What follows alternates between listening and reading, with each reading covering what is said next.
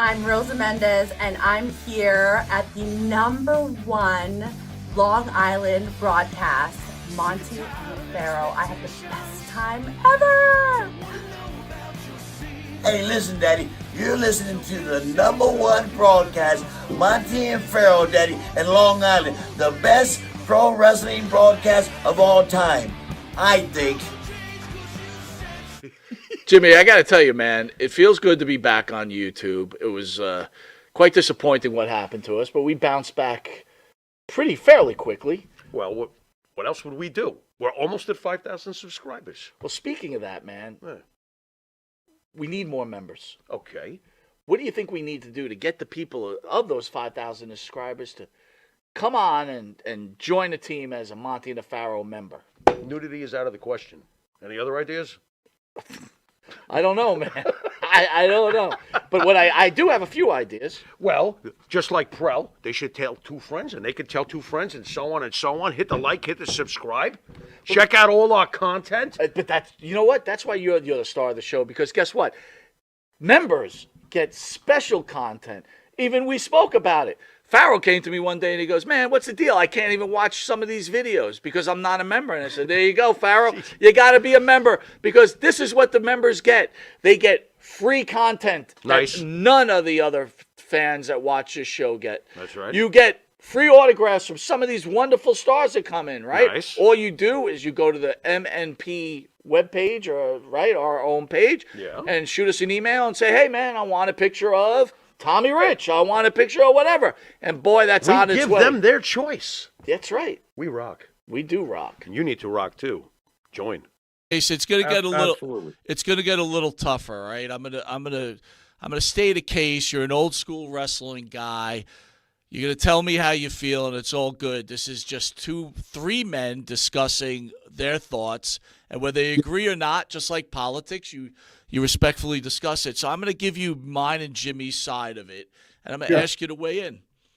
So one of our big bones of contention, at least in the last 3 months of this show, was Mario Mancini, who is a regular on a lot of podcasts. And Mario over the last year or so, has been very vocal about Vince McMahon and the issues Mr. McMahon has had. He also has a partner, Paul Roma, which we affectionately call the two together as wrestling's biggest rockheads. But the issue that we have here, Jason, and I'll let Jimmy elaborate a little more, is that Mario has a lot to say about Vince McMahon and all the issues that he's had, but Mario and Paul Roma were around during the Ring Boy scandals, the Rita Charlton accusations, and at the time when they were wrestling, they had literally, and I mean literally, nothing to say. But now with the age of social media and 25 years later and the protection of computers and keyboards, they feel like they have the right to say whatever they want. Jimmy, you'll elaborate after I finish this comment. I believe Jimmy feels the same as I do, that Paul Roma and Mario Mancini are just as guilty as anybody else that was involved if these atrocities did take place, which we don't know if they did. And they should also be held accountable. Jimmy? Well, I guess basically what we're trying to say, Jason, is that it's the saying that unfortunately, coming from New York and witnessing 9/11, if you see something, say something. Yeah. So I guess our basic beef of contention is you had an opportunity in the late 80s when a friend comes to you, which was this woman referee, and tells Mario Mancini that Vince McMahon raped me, or attempted to rape me.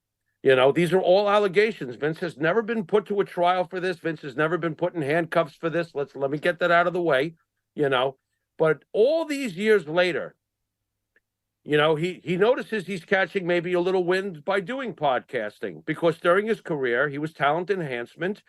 And let's just say he was not RVD. He wasn't The Undertaker. So here he is now with his 5 minutes of fame. And we had the nerve to just ask a simple question.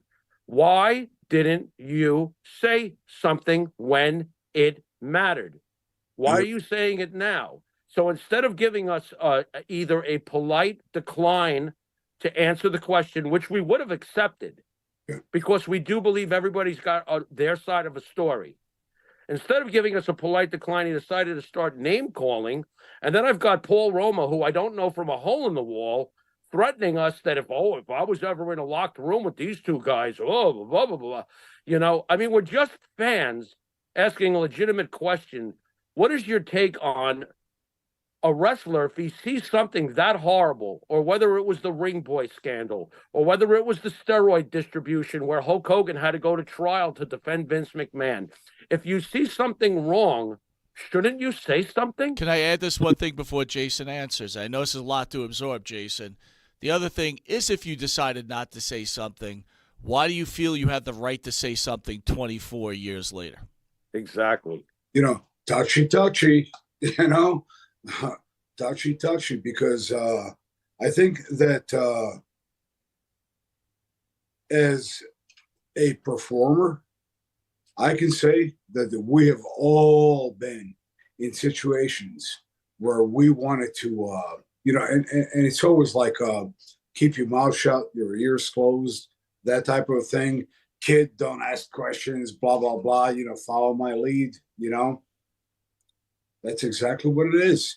And at that time, you know, everybody thinks that, you know, if I do the right thing and if I do this and that, you know, and if I follow that lead, you know, I stand a chance, you know, because this is what I want to do. I want to sign that contract. I want to be this, you know. That's exactly what it is, you know. Now, what happens is that you have this high opinion of yourself, such, let's say, in Paul Roma's case, for a good reason. He was a hell of a talent, hell of a worker, a great-looking guy, and for whatever reason, it didn't work out. I mean, it just didn't, you know. Mary Mancini, great hand. That's about it. All right, moving forward. All that left behind. Now look at what I did. I shut my mouth. I fucking did what I was told. I minded my own business. I worked hard. I wanted it so bad, and it got me nowhere. Now I'm 50, 60, whatever years old, you know. I still have that bug up my ass, you know, I mean, that stick up my ass is still poking me, you know. And now there's this thing called the internet, you know. I'm just going to expose what I know because I didn't get what I want, you know. And again, no disrespect to anyone. And I, quite frankly, I don't give a fuck, you know. But you know, it's like, I'm going to cry now because I didn't get what I wanted, you know. You know, I got spanked on a, hey, such is life.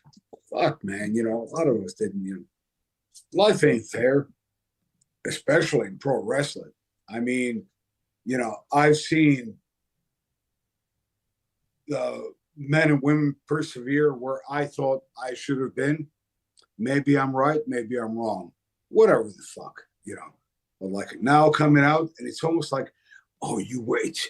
I got this fucking bullet saved up for you, and it's got your name written on it, and it's from 1980, you know, and now I'm going to shoot it at you because you didn't give me what I wanted. You didn't give me what I worked hard for. And yes, they worked hard, you know. Paul more than the other guy, you know, because the other guy, you know, again, a good hand. Jason, I think we're going to use that name. The other guy he'll be that known works. as. Thank you for that, but go ahead. That works. No, you know, Mario, you know, no, great, you know, great, good hand. You know, Paul was an athlete. Mario was not an athlete. He was a good hand, good enhancement hand, big guy that you could toss around and everything. I don't know how ever he thought that he would become this freaking superstar. Like, you know, I think it's him that I saw his interview. Like, well, I should have been the superstar and all that. And they said, I mean, how? I mean, honestly, you know, be honest with yourself. You know, how in the world is a Jason Knight and I'm putting myself in this, going to go to Giant Baba and say, that fucking Stan Hansen, he is whatever, put me in a match with him and let's, go hand to hand and, I can do this and that. I mean, you're in the world of the friggin' giants, you're in the world of gods. And again, here's Paul Roma. He was a god. Looks wise, work wise, and everything. So I put them in different categories. Now, if they, want to support each other, that's great. I think the camaraderie is wonderful. Again, I applaud you, and I don't mean by silliness or trying to be a funny guy. Great, you guys, you go for it. But here's a guy, and here's Paul Roma. Paul Roma that had the it factor. There was something missing. I don't know, and it's probably, more than likely the office was wrong. Or Jason, he could have went to the Wizard of Oz and requested a brain. Either one, I'll go with either which way you go. Yeah, I mean, I'm You're gonna make me start singing, Mike. Don't make me sing if I only had a brain. Please don't do that. Go ahead, Jay.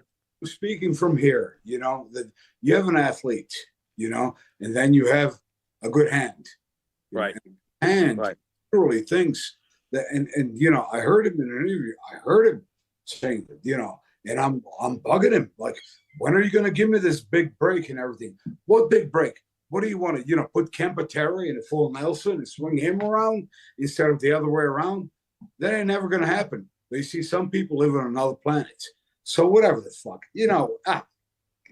it's like, please, just fucking give it a break. And again, I'm going to cry and I'm going to pout and, I'm going to be angry because they didn't give me what I wanted, what I worked hard for, and what I wanted, and other guys.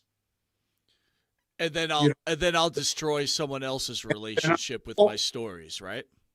It's not going to happen. Destroy what? I mean, destroy what? It's a good point, Jason. You're right. Destroy what? So many stories.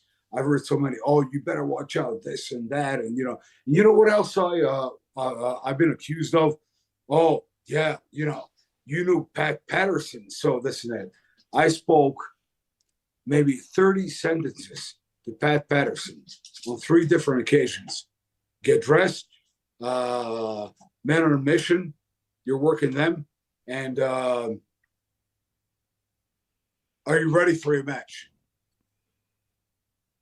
But everyone demonizes him for doing this and doing that and blah, blah, blah, blah, blah, blah, blah. I mean, he wanted me here and he said slim but none and everything.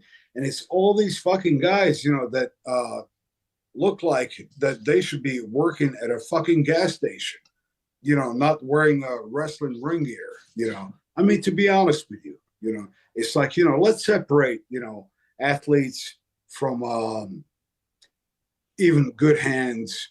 Let's let's separate it because, I can't even put Roma in that thing because he had something. He had it, there was something missing, could have been him, or it could have been the office just don't liking him, or it could have been them just missing him and going to another guy. Well, fuck it, it happens. Okay. I mean, I was the guy that would go out there because Paul gave me that persona. And he said, I want you to take this kid, Mikey Whipwreck, and make him into a fucking superstar. And I said, thank you so much. And I would love to do it because I saw the big picture. And I saw, I saw the, what the industry is. It's fucking show business. I mean, this is what we need to do. We need to work with each other, not against each other, Yeah. Because, I didn't get what I want. Well, fuck you. I didn't get what I wanted, And guess what? I'm still here, and I'm ready to fucking move on at 61. Love it, There you go. mean, And the program with Mikey worked out. If I'm not mistaken, that was the ECW Television Championship. I wish that, Mikey and I were married for the longest time. And then when Meanie came along, Right. and Paul was like, "Oh, just let him pin you like that." I said, "No, let him hit the moonsault." Are you sure? I said, "Fuck yeah, let him hit the moonsault. Let the man hit the moonsault. Let him pin in the middle of the ring." I mean, all this same thing I did with Jazz, with anybody, because it's fucking show business. It is what we do. It is, and you know what? The better you look, the better you look. True. True. It's like it's easy to go out there and say, "Give me that, that fucking amiibo over there, so I can beat him in 30 seconds and bounce him around." Instead of saying, "Let me have that fucking guy over there, that oiled up son of a bitch that looks like $1 million, and let him persevere." And then finally, I get that. It makes you look better. I mean, that's just Right. Because Jason, I don't mean to paint a broad picture though, but to get back to Mancini not speaking about these certain allegations when they happened, it seems to me that at the end of the day, he really should just come out and say, but he knows it would make him look bad, that I was just protecting my own interests. Like, if he goes up against Vince McMahon, he's probably fucked. I mean, does Vince even know he exists anymore? Probably not. Yeah, I mean, that's a legitimate point. Does Vince even know the dude exists? I'm sorry, Mike. I also find the timing ironic because Vince has now been, out of the WWE and he's basically on death's door. So now it's time to talk shit. Listen, you got to forgive me one more second because, I take my water pills. I'll be right back. No problem. Yes, sir. No, Jimmy, it's a good point, but my point also, I think, is now I kind of lost my point. I'm going to go with Jason says. They weren't happy where their career won, so this is their retribution, right? This is what they want. Right. Jimmy, let's talk about this then, right? Lee Cole, who, has wrestling with the devil. We've had Lee on the show. He's a friend of the show. But you know what? I honestly think that you and I both have journalistic integrity, which I'm not so sure that Lee has. And I have no problem making that statement. Lee recently came on his show, and he discussed about Johnny Rods. And again, like Lee does, he said that Johnny has dementia and that he's not doing well, which could not be farther from the truth, by the way. Okay? All right. That's problem one. Number two, just recently he had Paul Roma and Mario Mancini on his show. Oh, boy. Okay. Okay. Now, Lee, his show is based on defending his brother. Right. In the Ring Boy scandal. Sure. And that his brother lost his life over that. And that's what his show has a basis on. So now you talk about Johnny Rods having dementia, which we said is not true. Yeah, really. That's what he's saying, Jason. But then the next thing is he has Mancini and Romo on there, and not one time does he ask either one of them, where were you when my brother was supposedly being mishandled? Jimmy, Jason, you want to weigh on this? Jimmy? Yeah. Well, Jason's there, but he's probably digesting the fucking portion of the program. Go ahead, Jason. I need to excavate it and, completely, and, oh my gosh, it's like, right now it's excavated and, wow. Again, it's the same thing. You're right about timing. It's all that good timing when certain people can't defend themselves, and when you have your 5 minutes of glory on the internet, and you're talking shit, and Johnny Ross has dementia. Wow, he's about the sharpest knife I have in that drawer right there. you know. And it, wow, it's just like, damn, what has it turned into? And we're talking about the shit that happened, what, 40, 50 years ago, some of it? Yeah, some Long of it's enough, getting yeah. to 40 years, 35 40 years ago. We're talking decades and decades. We're talking Reagan in the White House. We're talking Bush Sr. in the White House. It's a long time ago. Yeah, you know, I mean, you know, it's like time for fucking dispose of them, flush the toilet already, you know. It's I mean, if it hasn't been and it's the same shit, you know, that you know you hear over and over and over again. It's almost like asking someone, "Oh, so is wrestling fake? Do you do that fake shit?" And what are you gonna do? Slap somebody over and over again? It's been, you know, I mean, now, the man did what he had to do. You know, now we're all, you know, follow his footsteps. I mean, it is what it is. It's all been exposed. Yeah, but I mean, let me ask you this, Jason, right? You've got everybody's got a podcast now. Everyone has a podcast. Shouldn't there be journalistic integrity? I mean, look, you're an ECW superstar. Obviously, I'm interviewing you, Jimmy's interview. We could be nervous. Wow, this guy that we loved watching. He's this hero, blah, blah, blah. But where's the journalistic integrity to challenge another human being about what they've done in their life if you're going to have this type of show? I guess that's something that, you know, if they ever took classes for, they missed the class. You know, how do you spell that? No, it's, you know, you know, it's all, I think it's all kind of like,